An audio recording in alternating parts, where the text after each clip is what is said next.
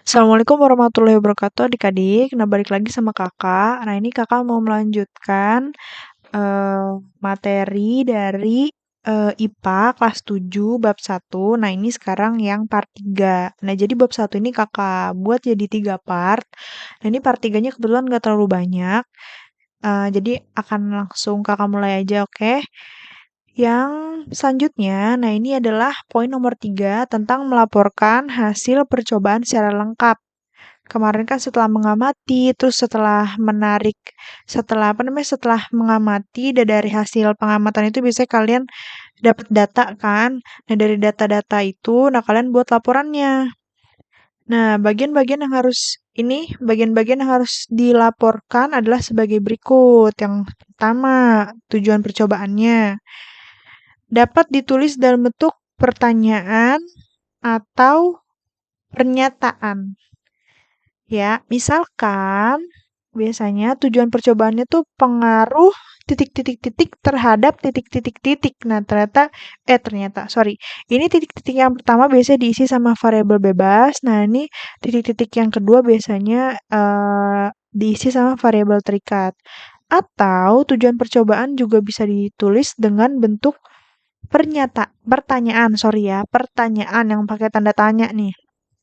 Misalkan bagaimanakah pengaruh titik-titik-titik terhadap titik-titik-titik gitu.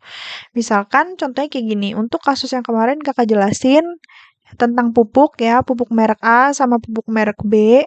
Misalkan pengaruh pupuk merek A dan pupuk merek B terhadap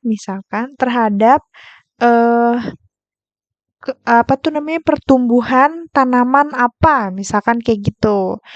Atau kalau misalkan mau dituliskan dalam bentuk pertanyaan, tulisannya bagaimanakah pengaruh pupuk A dan pupuk B terhadap pertumbuhan tanaman kayak gitu. Jadi yang titik-titik yang pertama ini biasanya dituliskan dengan variabel bebas. Nah, titik-titik yang kedua ini biasanya dituliskan dengan variabel terikat gitu. Nah, oke lanjut. Yang kedua, hipotesisnya.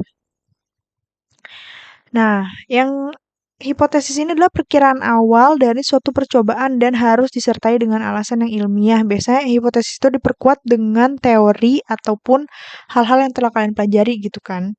Misalkan hipotesisnya kayak yang kemarin kakak bilang, dicontohin pupuk A sama pupuk B.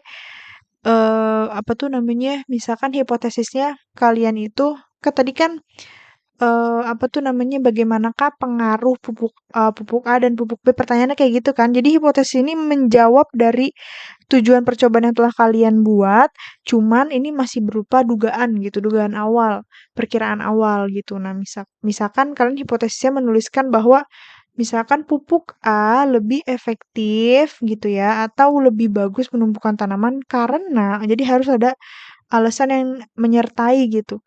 Nah, karena kemarin kan misalkan ya, pupuk A itu lebih efektif karena dia tuh terbuat dari bahan-bahan yang alami. Misalkan kayak gitu, misalkan ya. Tapi hasil dari penelitian itu belum tentu sama dengan hipotesis. Nah, makanya untuk menguji hipotesis ini dilakukan penelitian kayak gitu. Nah, lanjut setelah hipotesis, yang ketiga itu adalah menentukan variabel. Nah, variabel ini terdiri atas 3 macam yang akan diuji. Yang pertama variabel bebas, yang kedua variabel terikat, dan yang ketiga variabel kontrol. Variabel bebas itu adalah faktor yang akan diujinya. Variabel terikat itu adalah faktor yang akan diukur atau hasilnya. Biasanya hasil daripada si variabel bebasnya ini. Nah, terus yang ketiga adalah variabel kontrol. Variabel kontrol itu adalah faktor lain yang dibuat sama dia tuh selama penelitian dibuat sama terus dan minimal harus ada 3 macam. Nah, ini untuk variabel bebas, terikat, dan kontrol. Lagi-lagi ini kakak udah jelasin di part 1, jadi kalian bisa nonton di part 1 yaitu penjelasannya udah lengkap tentang variabel. Oke, lanjut. Ini kakak langsung lanjut aja ya. Selanjutnya adalah alat dan bahan. Ya, daftar alat dan bahan yang digunakan disertai jumlah dan ukurannya. Nah, ini adalah apa tuh namanya, list alat-alat dan bahan-bahan yang kalian gunakan itu apa aja dan harus ada jumlah atau ukurannya. Misalkan Kalau misalkan pupuk ya, misalkan pupuk A sama pupuk B, masing-masing misalkan kalian pakai 100 gram 100 gram, misalkan kayak gitu, misalkan ya.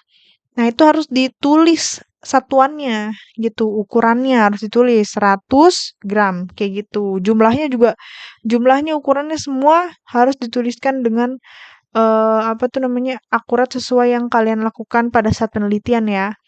Nah, lanjut, setelah alat dan bahan ini ada prosedur yang harus diperhatikan dalam tahapan prosedur. Yang pertama, tulis langkahnya secara berurutan.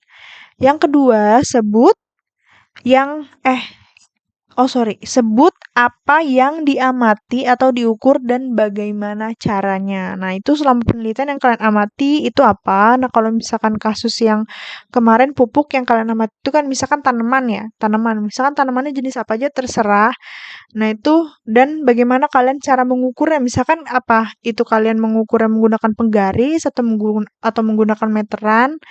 Terus itu semua harus dijabarin di bagian ini ya, di prosedur ini. Nah, terus yang ketiga, percobaan harus diulang 3 kali apabila memungkinkan. Nah, ini kalau memungkinkan bisa kalian ulang sebanyak 3 kali supaya hasilnya itu lebih akurat. Nah, yang keempat, jelaskan cara kalian mempertahankan variabel kontrol agar tetap sama. Nah, untuk yang kemarin, lagi-lagi variabel kontrol itu udah kakak jelasin di part 1 dan udah kakak jelasin itu bagaimana cara mengontrol variabel itu supaya dia tetap sama. Oke, lanjut. Poin yang selanjutnya adalah pengumpulan data dan pengolahan data. Nah, ini data yang sudah kalian kumpulkan, itu harus kalian apa tuh namanya laporkan di pelaporannya ya. Nah, ini hal-hal yang harus diperhatikan. Yang pertama, catat hasil dalam bentuk catat hasil dalam bentuk tabel dengan variabel bebas di sebelah kiri dan variabel terikat di sebelah kanan. Nah, jadi tabelnya tuh contohnya nih kayak gini. Ini ada di part 2 ya, udah kakak jelasin. Nah, ini sebelah kiri ada variabel bebas dan sebelah kanan adalah variabel terikat. Jadi variabel terikat itu biasanya hasilnya.